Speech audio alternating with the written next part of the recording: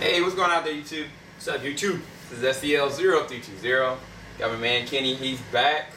What's going on, you guys? We're gonna do a quick review for the anime short called Blade Runner Blackout 2012. This is technically a prequel to the new 2049 film, but I think this takes place, I guess, what, 3 or 4 years? Yeah, 3 or 4 years after the original, which was in 2019 or 2018. I can't remember which one.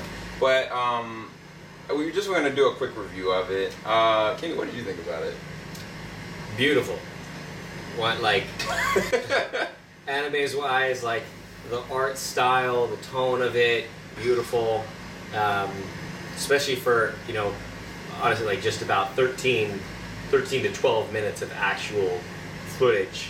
Yeah. Not counting credits and intro and everything. Like, solid storytelling throughout the whole thing. Very well done, and I think it's actually cool how they're doing this, of having these not just advertisements but really like prequels to the sequel. Yeah. Showing the key events that are going on. So it also, like, man, these fights, several of the fight scenes in there are just like, that was beautiful, just true anime style with it. So I'm always a sucker for a good fight scene though.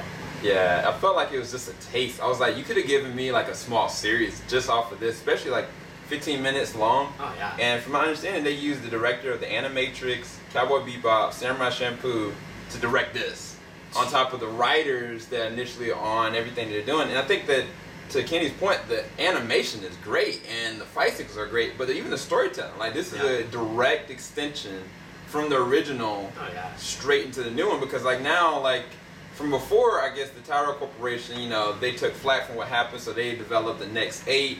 But with the next 8, they allowed them to be able to have like a natural lifespan.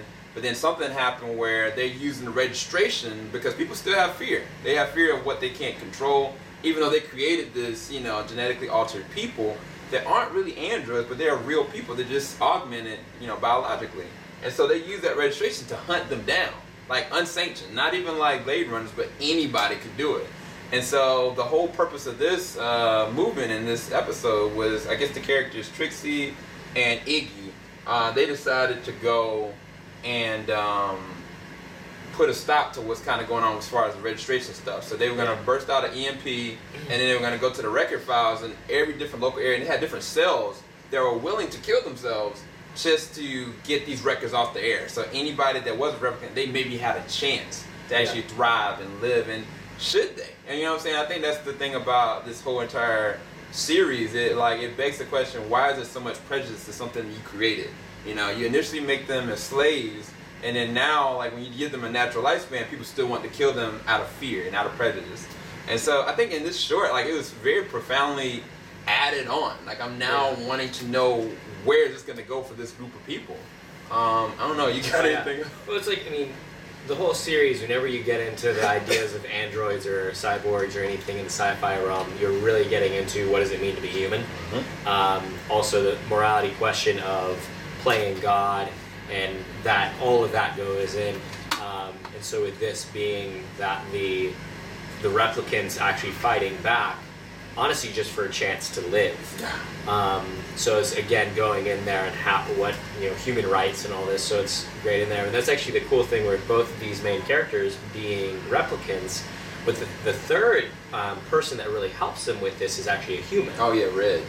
Red, so he's the guy who, spoiler, watch it first before this, that he ends up actually helping detonate the EMP. And so even he has an exchange with one of the replicants to, like, hey, do you doubt that I'm going to do this because I'm human? So he even actually has this weird thing where he prefers replicants to humans.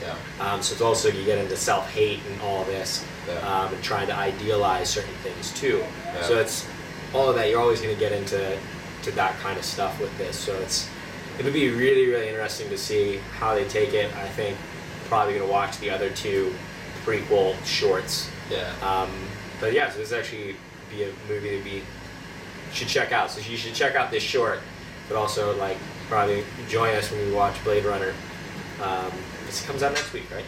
Yeah, it comes out this Thursday coming up, 2049. It's actually at a 98% on Rotten Tomatoes, I think you said, Kenny. Yeah. So far it's critically acclaimed already. It looks like I guess it's a masterpiece of this generation, what they've said.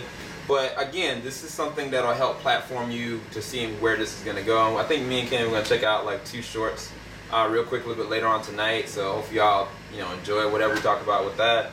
But again, I give this one actually a 10 out of 10 as far as what they were able to do in the amount of time that they did, and the content is just so rich.